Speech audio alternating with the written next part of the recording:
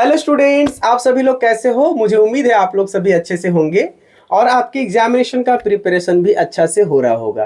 तो चलिए मैं आज आपको 5 स्टार रेटिंग का एक ऑप्शन देता हूं कि आपके एग्जामिनेशन का प्रिपरेशन का जो लेवल है वो किस लेवल का है। तो आप खुद को रेट कीजिए स्टार से और इस वीडियो के कमेंट सेक्शन में जाइए और अपनी रेटिंग को जल्दी जल्दी फटाफट कमेंट बॉक्स में डालिए। आप खुद को कितना स्टार देना चाहते हैं। तो चलिए आते हैं, मुद्दे की बात करते हैं। आज के जो सेशन है ना हमारा, वो फाइनेंशियल प्लानिंग पे है। और ये फाइनेंशियल प्लानिंग है ना, ये चैप्टर नंबर 4 है। और ये चैप्टर नंबर 4 किसके है जानते हो? महाराष्ट्र बोर्ड के 10th स्टैंडर्ड के algebra that is maths 1 book का। ठीक है, तो आप कंफ्यूज मत होइएगा क्योंकि 9th स्टैंडर्ड में भी फाइनेंशियल प्लानिंग है। ठीक है, तो आज हम लोग पढ़ेंगे 10 क्लास वाला। कौन सा? 10 क्लास वाला। तो क्लियर हो गया आप लोगों को ये चीज। अब हम लोग देख रहे हैं कि फाइनेंशियल प्लानिंग में ना कुछ टॉपिक्स हैं। उसमें क्या दिया हुआ है? जीएसटी।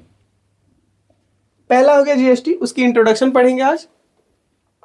दूसरा है जीएसटी, लेकिन ये टैक्स इनवॉइस। जैसे कि कोई सामान खरीदते हैं हम, बिल बना के मिलता है हमें, तो जब बिल बना के मिलता है ना तो उसमें टैक्स का क्या प्रोसेस है ना, वो सारी चीजें हम एक्सप्लेन करेंगे आपको। टॉपिक को 1 बाय 1 करेंगे। ठीक है, उसके बाद है जीएसटी कंप्यूटेशन एंड आईटीसी। ठीक है, ये कंप्यूटेशन क्या होता है? जब हम जीएसटी का कैलकुलेशन करते हैं ना, जीएसटी का कैलकुलेशन करते हैं उसे हम लोग कंप्यूटेशन कहते हैं। ठीक है, और ये जो आईटीसी है, ये आईटीसी इनपुट टैक्स क्रेडिट, इसको भी पढ़ेंगे। उसके बाद हम लोग पढ़ेंगे शेयर, म्यूचुअल फंड्स। आप बहुत बार ऐसे टीवी जब देखते होंगे तो आपको प्रचार देखने को मिलता होगा कि ये मतलब क्या बोलता है, अधीन है, मतलब जिम्मेदारी नहीं लेता है ना म्यूचुअल फंड में। देखो सचिन का कई बार हमने म्यूचुअल फंड का ऐड देखा है टीवी में मैच के दौरान। और भी बहुत सारे लोग हैं जो कि आपको इस चीज के लिए अक्सर फोकस करवाते हैं कि आप इसमें जरूर जुड़ो। ठीक है, म्यूचुअल फंड आप इन्वेस्ट करो। ठीक, अब दूसरी बात है कि एक एसआईपी है। एसआईपी क्या है? Systematic investment plan. ये बैंक वाला आपको बहुत बार सजेस्ट करेगा कि सर आप हमारे यहाँ एसआईपी कीजिए, कम से कम मिनिमम अमाउंट से भी आप एसआईपी शुरू कर दीजिए, आप फ्यूचर को सेफ रखेंगे। एसआईपी क्या होता है? Systematic investment plan. वो सारी चीजें आपको बैंक वाला करके देगा, लेकिन फिलहाल हम इतने डेप्थ में नहीं जाएंगे। इस चैप्टर में हम लोग को इतना डिटेल में नहीं जाना है क्योंकि हम आपको कॉमर्स का स्टूडेंट नहीं बना रहे हैं, फिलहाल 10th के स्टूडेंट में ही रख रहे हैं। डायरेक्ट आप 12th में जाएंगे, 11-12 में, तो उस टाइम पे आप डिटेल में ये सारी चीजें पढ़ेंगे। अब देखिए यहाँ पे आपको मालूम पड़ गया कि हमारे पास ये 5-6 टॉपिक है जिसको हमको आगे पढ़ना है। लेकिन फिलहाल आज आप एक बात से क्लियर हो जाइए कि फाइनेंशियल प्लानिंग होता क्या है। इतने सारे इंफॉर्मेशन देने के बाद भी फाइनेंशियल प्लानिंग को अगर हम नहीं समझ के जाएंगे तो फिर क्या मतलब रहेगा। तो चलिए समझते हैं कि फाइनेंशियल प्लानिंग हमारे लाइफ में क्यों जरूरी है। तो यहाँ पे देखिए, फाइनेंशियल प्लानिंग ना एक कॉम्प्रिहेंसिव ऑनगोइंग प्रोसेस है जिससे खुद को करेंट सिचुएशन में हम लोग चेंजेस ला सकते हैं। चेंजेस किस बिहाफ पे? देखिए, फाइनेंशियल पोजीशन। एग्जाम्पल के तौर पर एक बात समझ के चलिए कि अगर मेरे पास 5,000 रुपया है, ठीक है, अगर 5,000 में हमें उसी पैसे से घर के राशन भराने हैं, स्कूल में बच्चों के फीस देने हैं। वैसे मेरा बच्चा नहीं है क्योंकि मेरी मैरिज नहीं हुई है और पब्लिकली ये सब चीज़ें बताना ठीक नहीं समझते, लेकिन फिर भी चलो एक चीज़ बता चल गया आप लोगों को कि आई एम नॉट मैरिड। तो पहला राशन, वो तो ज़रूरी है भाई। उसके बाद में क्या है, हमारा डेली लाइफ का जो खर्चा है, डेली 50 रुपया या 30 रुपया जो भी है वो उसमें हमारे खर्चे हैं एक्स्ट्रा। तो ये सारी चीज़ों को 5,000 में हम मैनेज करके अपना खर्चा चला लेते हैं। 5,000 तो बहुत पैसा हो गया। 5,000 में बहुत आराम से हम 3,000 में मेरा महीना बीत जाता है क्योंकि मैं एक मिडिल क्लास लड़का हूँ तो मुझे इतना मैनेज करना आता है।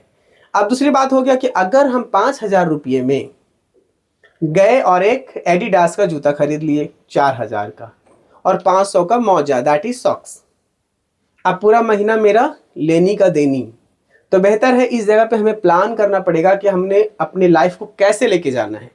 तो इसकी प्लानिंग बहुत इंपॉर्टेंट है। हमें अपने फाइनेंशियल पोजीशन को देखते हुए चलना है। पैसा ही नहीं है भैया, कहाँ से लाएंगे? या तो खाने पीने की परेशानियां बढ़ जाएगी अगर हम जूता चप्पल का शौक पूरा करने लगे तो ये फाइनेंशियल पोजीशन हमारा एक्सप्लेन कर देता है भाई कि आपकी स्थिति अभी इसी लेवल में, आप अपने ढंग से चलिए। दूसरा, setting short term and long term goals. अगर मेरे पास पैसा बहुत ज्यादा है, अथाह पैसा, 1 करोड़ पैसा आ गया, कभी होगा नहीं, मालूम नहीं, ऊपर वाला जाने, लेकिन फिलहाल अभी तो मेरा उतना इनकम नहीं है, मतलब चल रहा है दुनिया।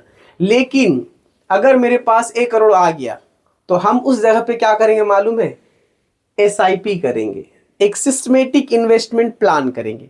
और इसकी एक प्लानिंग बहुत ही डेप्थ में होगी, क्योंकि थोड़ी बहुत तो जानकारी म्यूचुअल फंड की है और SIP की भी है। अगर आपको गाइडेंस की कमी है तो बैंक में जाइए, आपको फ्री ऑफ कॉस्ट में वो लोग इतने सारे जानकारियां दे देंगे कि आप अंदाजा नहीं लगा सकते। ठीक है, क्योंकि वो चाहते हैं कि आप उनके यहाँ इन्वेस्टमेंट करें।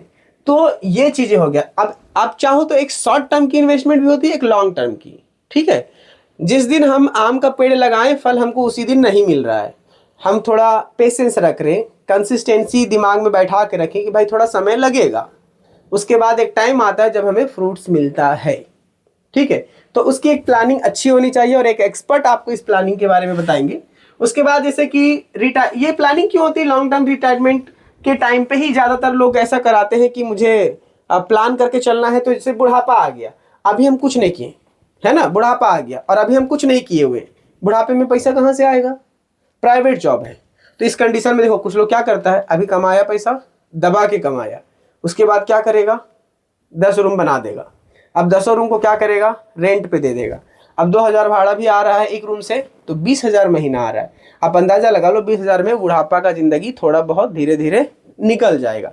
लेकिन हम अभी पैसा कमाए, अभी खर्चा कर दिए, कुछ बचाए ही नहीं, बुढ़ापे में खांसी की दवा भी इंतजाम नहीं हो पाएगा, खांसते खांसते टपक जाएगा। तो इसके लिए हम लोग क्या करते हैं? फाइनेंशियल प्लानिंग को पढ़ते हैं। ठीक है, उसके बाद आगे क्या है?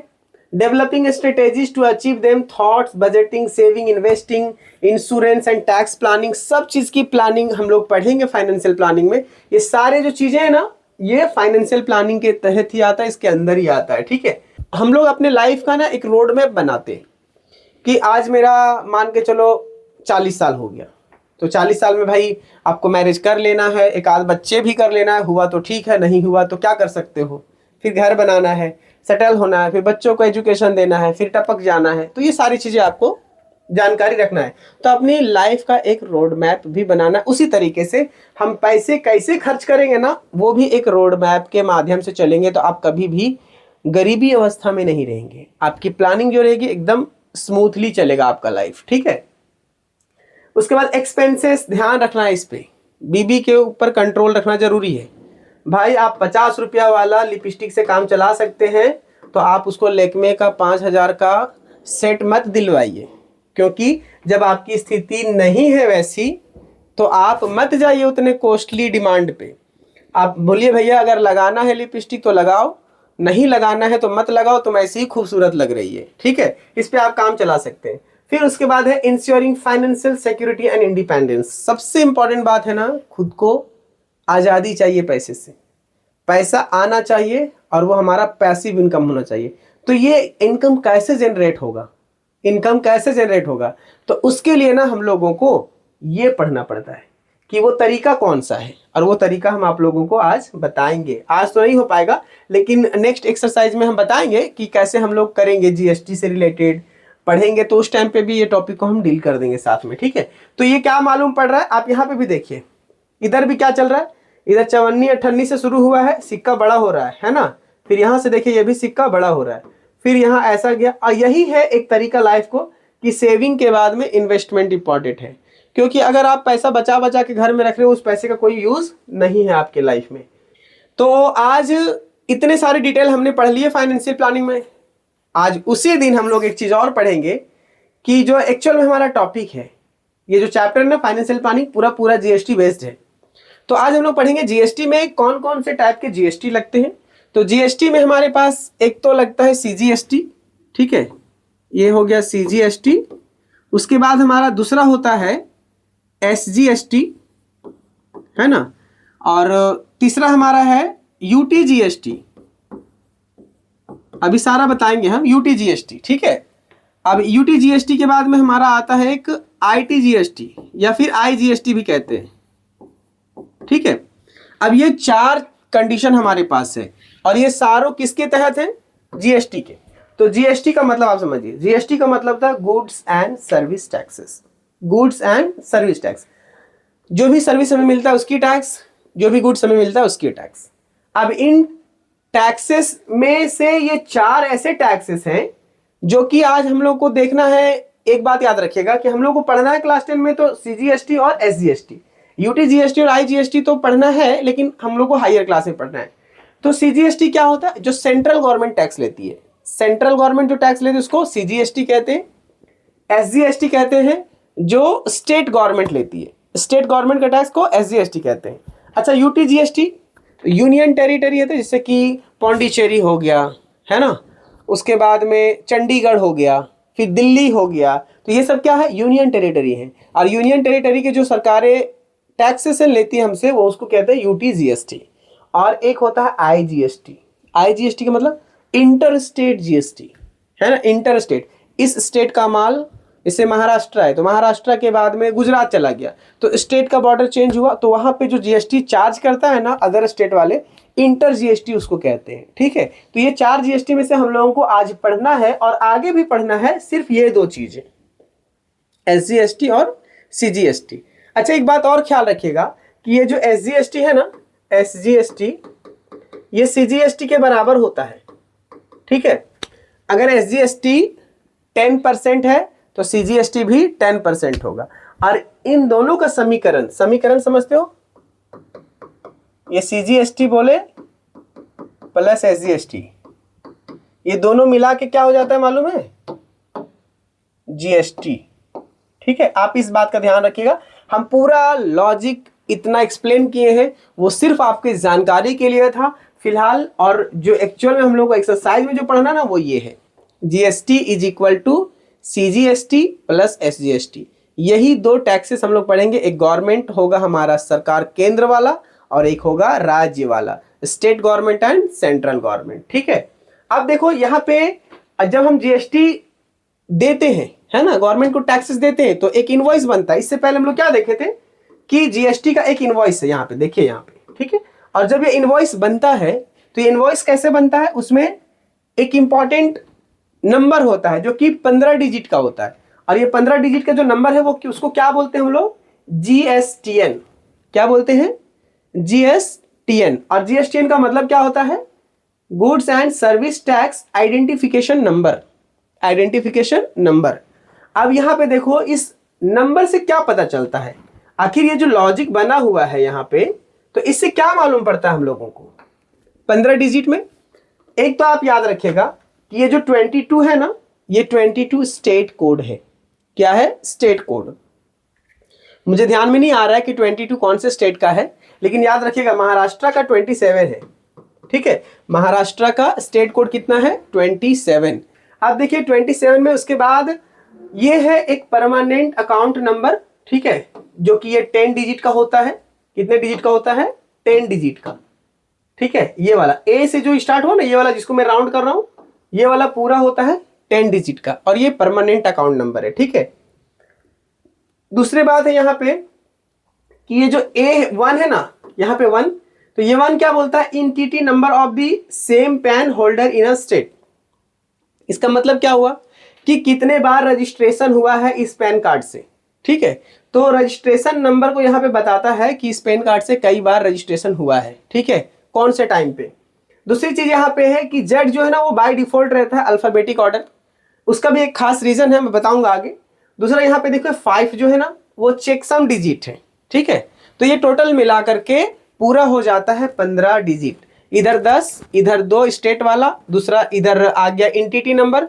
ये बाय डिफॉल्ट जेड रहता है हमेशा सबके नंबर में, और ये 5 जो है चेकसम डिजिट। ये 5 मिला के उधर इधर 10 मिला के टोटल हो गया 15। अब देखिए, आपको अगर इतना समझने में प्रॉब्लम आ रहा है तो आप इसका एक स्क्रीनशॉट लीजिए और आप इसको अच्छे से अपने नोटबुक में लिखिए, क्योंकि देखिए आपको मालूम पड़ेगा 2 डिजिट जो था वो क्या था? स्टेट कोड था। ठीक है, राजस्थान का 7 नहीं, राजस्थान का 8 है और दिल्ली का 7 है। उसके बाद में नेक्स्ट 10 डिजिट है परमानेंट अकाउंट नंबर, जिसको हम लोग पैन नंबर कहते हैं। और GST पे करने के लिए हम लोग टैक्स पेयर का स्पेशली एक पैन नंबर होता है। ठीक है, उसके बाद क्या हो गया? 13। एक पैन नंबर एक और होता है नॉर्मल, है ना, हमारा आपका जैसे बैंक अकाउंट खुलवाते हैं तो उस टाइम पे भी पैन नंबर लगता है। लेकिन आप ध्यान रखिएगा कि ये जो पैन नंबर है ना वो GST पे करने वालों के लिए, टैक्सेशन पे करने के लिए पैन नंबर है। ठीक है, उसके बाद 13 डिजिट, ये जो ये वाला है ना 13 डिजिट, वो क्या है? एंटिटी नंबर है, जिसका रजिस्ट्रेशन के टाइम पे कौन सा स्टेट का, यहाँ पर देखिए एक चीज है कि 1 से 9 तक ये हो सकता है, ठीक है, इसके नंबर, या A से Z तक हो सकता है। 14 digit number by default character Z हमेशा सबके साथ में रहता है। 15 डिजिट जो है ना वो check digit, error detection can be alpha numeric. तो यहां तक आ गया। एक और जो टॉपिक है हमारा है वो HSN, ठीक है, और दूसरा है हमारा एक SAC। तो ये दो जो टॉपिक है ना बहुत ज्यादा डिटेल में हम लोगों को नहीं पढ़ना है क्लास 10 में, ठीक है, लेकिन फिर भी आप इस बात को ध्यान रखिए कि इसका मतलब क्या होता है। ये एक नॉमेनक्लेचर प्रोसेस है। नॉमेनक्लेचर मतलब किसी भी प्रोडक्ट का नंबर है ना, नंबर, जैसे कि हर प्रोडक्ट का लगभग मेरे ख्याल से 99 स्टार्ट में होता है, और एक प्रोडक्ट का नंबर ना मैक्सिमम जाता है 6 तक जा रहा है मेरे ख्याल से, मेरे जहां तक मुझे ध्यान है। तो यहाँ पे क्या होता है, harmonised system of nomenclature. Nomenclature का मतलब ये होता है नामीकरण करना, है ना, नामकरण करना। तो ये बात याद रखिएगा कि हार्मोनाइज्ड सिस्टम ऑफ नॉमेनक्लेचर ये यूज होता है प्रोडक्ट का। जैसे कि अभी आइसक्रीम है तो उसकी एक प्रोडक्ट कोड रहेगा, है ना, इसको हम लोग कोड कहते हैं, HSN कोड, ठीक है, और ये भी एक तरह का कोड है, ठीक है, ये क्या है, एक तरह का ये भी कोड है, और इस कोड को हम लोग कहते हैं सर्विस अकाउंटिंग कोड। क्या बोलते हैं इसको, सर्विस अकाउंटिंग कोड, याद रखिएगा। Harmonise system of nomenclature, service accounting code, ये दो चीजें हैं जिसके बारे में हम लोग को बहुत डिटेल में नहीं पढ़ना है, ठीक है। तो फिलहाल मेरे ख्याल से आप लोगों को आज पता चल गया होगा कि GST क्या है, GST कैसे डिवाइड हुआ है SGST और CGST में, CGST SGST की क्या रिलेशन है। तो आपको दिख रहा है ये दोनों एक दूसरे का बराबर है। GST क्या होता है, SGST प्लस CGST, केंद्र सरकार और राज्य सरकार दोनों का जो टैक्सेस होता है ना मिला करके GST होता है, ठीक है। तो फाइनेंशियल प्लानिंग क्यों जरूरी है मालूम पड़ा आप लोगों को, और नहीं मालूम है तो आप एक बार और ध्यान रखिए कि आपकी कम आमदनी जो है ना वो 10,000 रुपये की सैलरी आपकी है, और बीबी के कहने पे जाइए एक कान का ले दीजिए 9,000 वाला, या नाक का ले दीजिए उसका 5-6 हज़ार वाला, उसके बाद राशन पानी भराइए और पैदल पैदल स्टेशन जाइए ट्रेन पकड़ने के लिए। तब समझ में आएगा फाइनेंशियल प्लानिंग क्यों पढ़ना चाहिए। क्योंकि मैनेजमेंट, मनी मैनेजमेंट बहुत जरूरी है, इनकम मैनेजमेंट बहुत जरूरी है। ये सारी चीजें जो मैनेजमेंट की चीजें हैं ना वो फाइनेंशियल प्लानिंग में ही पढ़ना है। तो आज का टॉपिक सिर्फ हमारा इंट्रोडक्शन क्लास था, लेकिन इसके बाद हम सिर्फ और सिर्फ चैप्टर रिलेटेड बात करेंगे। तो चलिए मिलेंगे हम आप लोगों से नए सेशन में प्रैक्टिस सेट 4.1 के साथ में, और उसमें हम क्वेश्चन को सॉल्व करेंगे, ठीक है। तो उम्मीद है कि अगर आप लोगों को परसेंटेज से रिलेटेड अगर कोई प्रॉब्लम नहीं है तो वेल एंड गुड है। अगर परसेंटेज से रिलेटेड कोई प्रॉब्लम है तो आप हमारे प्ले लिस्ट में जाइए जहां पे फाउंडेशन मैथ है, वहां पे परसेंटेज के संबंधित एक अलग से वीडियो बना हुआ है। तो आप उस वीडियो को जाकर के जरूर देख लीजिए ताकि आप लोगों को ये चैप्टर में कैलकुलेशन के दौरान कोई प्रॉब्लम ना आए, ताकि आप लोग आसानी से स्मूथली इसको लेके जा सके।